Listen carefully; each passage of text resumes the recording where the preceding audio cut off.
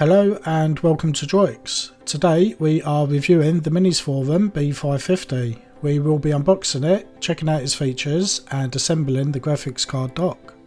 We will then run some system and gaming benchmarks, then check out some games with the Radeon RX6400 and Geforce 3070 Ti external graphics cards.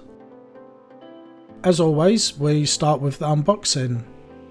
First up, we have a user guide which is in multiple languages including English, German and Italian. It gets you up and running and how to assemble the docking base unit. Next we have a bright orange hard case.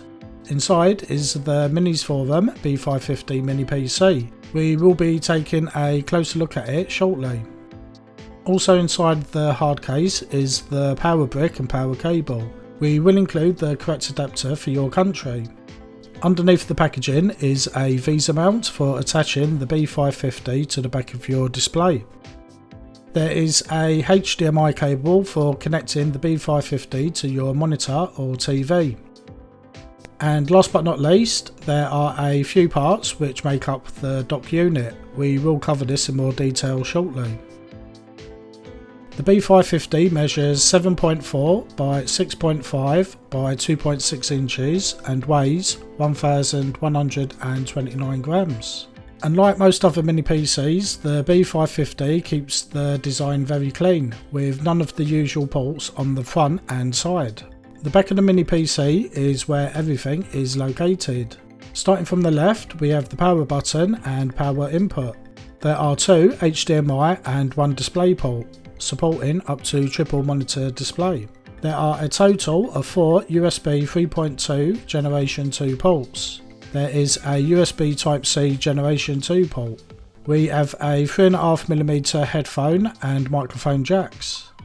And there is a 2.5 gigabit Ethernet port. On the right side, you will notice a slot covering the graphics card interface to the docking unit.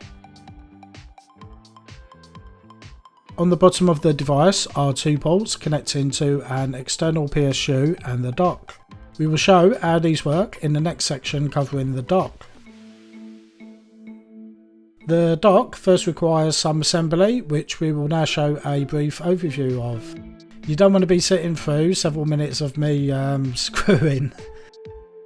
The B550 dock allows you to connect a compatible external graphics card to the B550. You will need a separate PC power supply to power the graphics card. It is worth noting that the model we are reviewing will be updated for the final version based on reviewers' feedback. The final model will have an additional part for the power supply so that it's neatly kept together with the dock. When assembled, the dock measures around 6.5 by 6.9 by 5.2 inches. This will change in the final model as the part for the power supply will be included. We did have an issue with the supplied 4-pin power cable not working correctly when attempting to switch on. We have informed Minisforum about this and they are looking into it for the final version.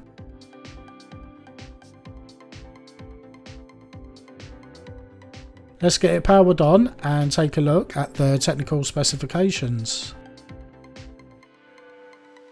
There's two models of B550 available. An AMD Ryzen 7 with 4700G processor and the one we are reviewing which has a Ryzen 7 5700G processor. It has its own built-in graphics with the AMD Radeon, and of course you can add your own graphics card which we will test later in the video.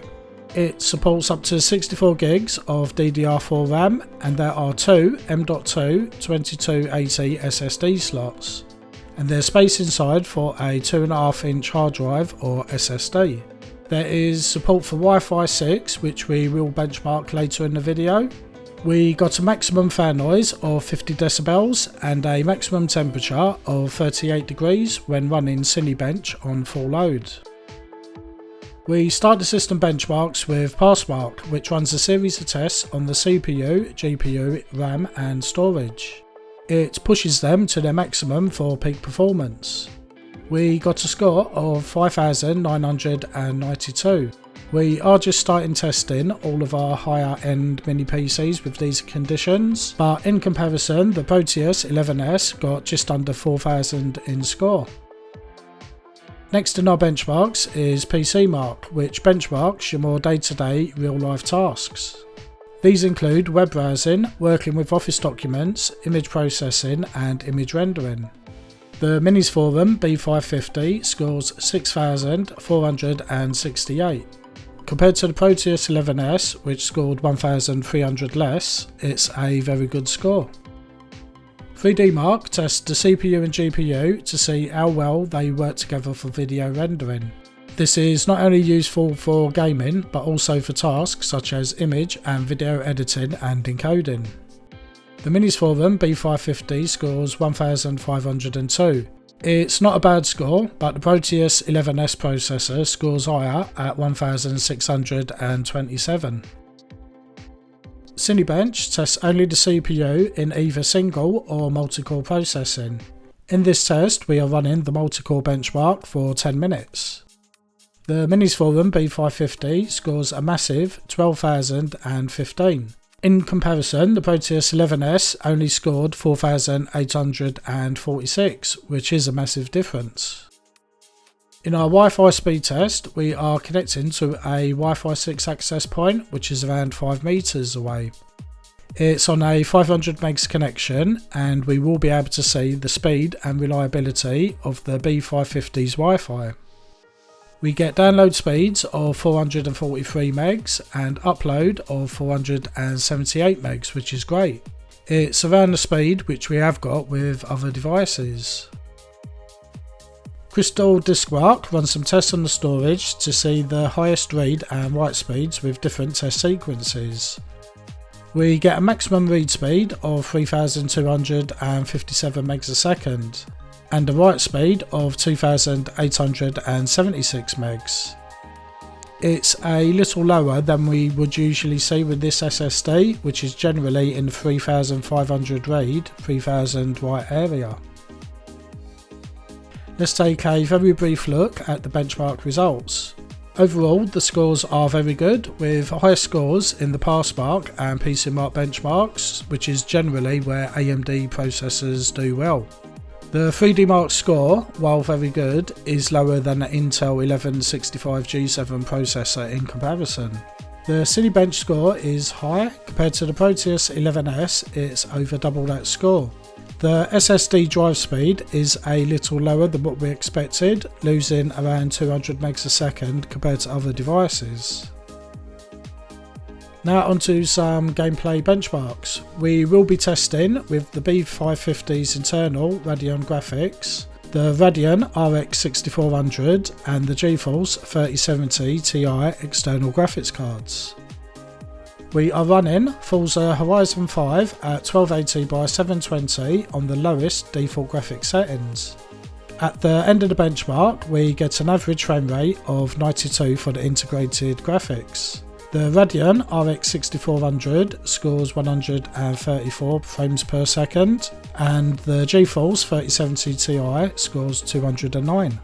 Even with the integrated graphics, we are getting great scores. You can increase the graphics quality to higher levels and keep within the 60 frames per second target. We are running Cyberpunk on the iGPU at 1280x720 on the lowest default graphics. This is quite a demanding game, so it's interesting to see the results. With the iGPU, we get an average frames per second of 41, which is not too bad. You can lock it to 30 frames per second for smoother gameplay.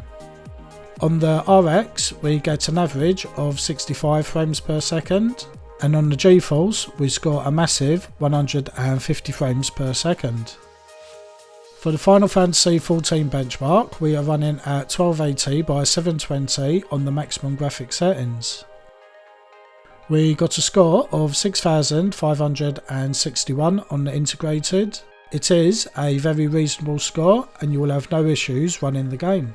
On the RX6400 we get a score of 15,884, and for the 3070 Ti we get a score of 23,963. which, while not a massive jump, it's still big enough to see the difference. Our final benchmark test is for Shadow of the Tomb Raider. We are running at 1280 by 720 resolution on the very low graphics settings. On the iGPU, we get an average score of 69 frames per second. On the RX6400, we get a score of 161 frames per second. And on the 3070 Ti, we get a small increase for some reason of just 169 frames per second. Overall, the internal graphics does very well. On Forza, it is just above the Neo Next Pro in comparison with 92 frames per second. On Cyberpunk, we get OK frame rates. It's a demanding game, so that is to be expected. For Final Fantasy and Shadow of the Tomb Raider, we get very playable frame rates. To show the difference between graphics card's performance on the B550, we have captured some gameplay footage from each. We are using suitable graphics settings for around 60 frames per second when possible. We are starting with Cyberpunk on the integrated graphics at 720p on the lowest graphics. We are getting in the area of low to high 30 frames per second. Locking it to 30 frames per second would make it more stable, but still expect drops below 30. On the RX6400, we are also running at 720p on the lowest graphic settings. We are getting in the areas of low 40s to 50s. Again, locking it to 30 FPS will make it stable, and you may only see occasional dips below 30. And on the Geforce 3070 Ti, we are running at 4K with medium graphics. We are getting in the area of low to high 50 frames per second. If we were to drop the resolution to 1080p, we could get the graphics far higher and get a stable 60 FPS. Doom Eternal is running at 720p on the default medium graphics settings, which look fine in my opinion. We are getting a solid 60 FPS, which is great. You could increase some graphics settings to squeeze a little more out of the integrated graphics. On the RX6400, we are running at 720p on the default high graphics settings. We are also getting a solid 60 frames per second, and like on the integrated graphics, you could increase one or two graphics settings to your preference. And on the Geforce 3070 Ti, we are running at 4K resolution on the Ultra Nightmare graphic settings. It's barely breaking a sweat with a rock solid 60 frames per second. We are running Halo Infinite at 720p resolution on the lowest graphic settings. We are getting around the mid to high 50 frames per second.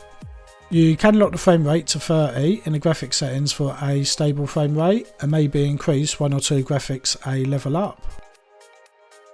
On the RX6400, we are running at 720p on the high graphics settings. We are getting in the range of mid 60s to low 70s, which is great. You can lock it to 60 FPS and you should have a very playable frame rate. On the 3070 Ti, we are running at 4K resolution on Ultra graphic settings. We get in the range of mid 60s to late 70s, which is excellent. Again, you can lock it to 60 FPS and you won't have any issues at all. The Minisforum B550 is an interesting mini PC. Having the dock is a nice idea, but it's not something where you can simply pull out the mini PC and bring it elsewhere. It requires some disassembly in order to do that. Would it not have been simpler to build this into a proper dock where it makes all the necessary connections, say on the eGPU connector side, simply by inserting the mini PC? Maybe we will see that in the future. As a standalone mini PC, the B550 is great. It scores very high in our system benchmarks, so for your everyday tasks, whether in the home or office, it will handle them with no issues. For gaming with the integrated GPU, the B550 is impressive. In comparison, we are looking at a slightly higher performance than the Neo Next Pro gaming handheld. With an external graphics card, we will of course see a big jump in gaming performance. We chose a good budget range and higher end graphics to see the difference in performance. If your aim is gaming, then spend as much as you can on a card. The B550 processor is more than capable for gaming, and you will in most cases still find yourself limited by the graphics card as to how high the graphics will go.